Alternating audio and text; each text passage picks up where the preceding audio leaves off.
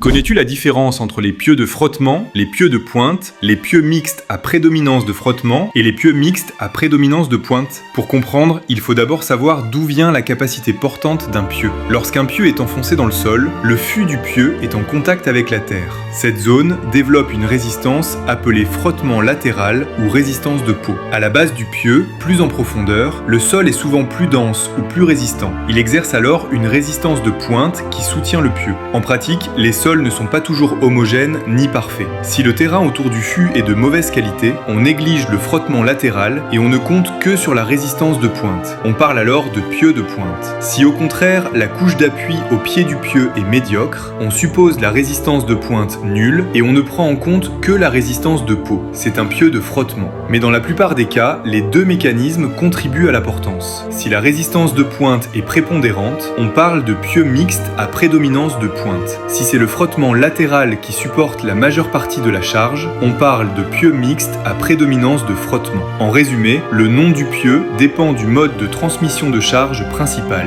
Celui qui porte le plus donne son nom au pieu.